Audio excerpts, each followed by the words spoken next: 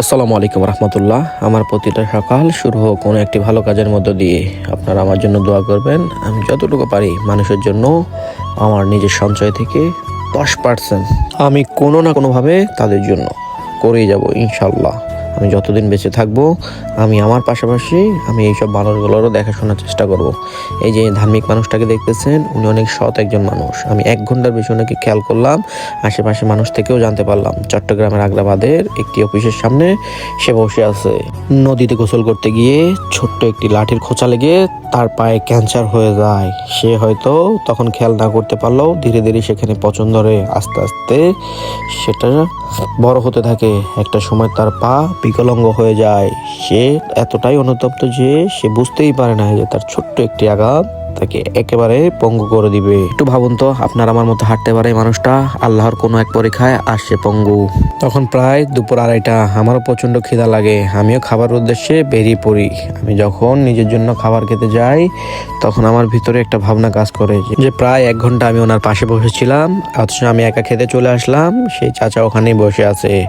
সবকিছু মিলিয়ে আমি তো মানুষ, আমি একজন মানুষ হয়ে মানুষের জন্য যদি একটু করি তাহলে আমার আল্লাহ কোনো না কোনো ভাবে আমার এই ভালো কাজের উত্তম প্রতিদান দিবেনি। আমিও খানা শেষে দেরি না করে চাচার জন্য একটা পার্সেল নিয়ে নিলাম। আমি সকাল থেকে যখন চাচাকে ফলো করতেছিলাম, চাচার একটা বৈশিষ্ট্য আমি খেয়াল করলাম। আসলে ওনার ভিতরে আল্লাহ ভীরু ইমানদারিতা আছে। উনি কখনোই কারো কাছে চাচ্ছে না কোনো কিছুই।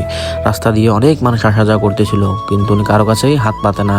আশেপাশের মানুষ থেকেও জিজ্ঞেস করে জানতে পারলাম এই চাচা এখানেই বসে থাকে চুপচাপ। যদি কেউ দেয় তাহলে নেয়, আর যদি কেউ না দেয় তাহলে তিনি কারো কাছেই খুঁজেন না। সবকিছু মিলিয়ে চাচার এই ইমানদারিতা আমার বেশি ভালো লাগলো। চাচাও হয়তো বিশ্বাস করেন রিজিকের মালিক আমার আল্লাহ। আমি কার কাছে চাবো? মানুষ মাত্র হচ্ছে আল্লাহর গোলাম। আমার আল্লাহ কোনো না কোনোভাবে আমার রিজিকের ব্যবস্থা করেই দিবেন। হয়তো আমার মাধ্যমে আমার আল্লাহ তার একবেলা রিজিকের ব্যবস্থা করে দিলেন।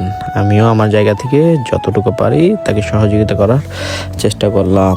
আসলে মানুষের জন্য যদি এতটুকুই না করতে পারি তাহলে আমি মানুষ হইলাম কই? বিশ্বাস করেন, আমি যখন খানাটা চাচার হাতে তুলে দিলাম, চাচার মুখের যে হাসিটা সেটা আসলে মনে হয় আল্লাহ প্রদত্ত হাসি ছিল। সর্বশেষ একটা মেসেজ দিতে চাই, বাংলাদেশে এমন হাজারো চাচা আছে যারা আনাচে কানাচে লুকিয়ে থাকে, মানুষের কাছে হাত পেতে কিছু নিতে চায় না। আসুন এমন মানুষদের খুঁজে আমরা বের করি, তাদেরকে নানাভাবে একটু সহযোগিতা এবং সহানুভূতি দেখাই। তাহলে দেখবেন এমন মানুষগুলো আল্লাহর জমিনে আপনার জন্য দুহাত তুলে অনেক দোয়া করবে।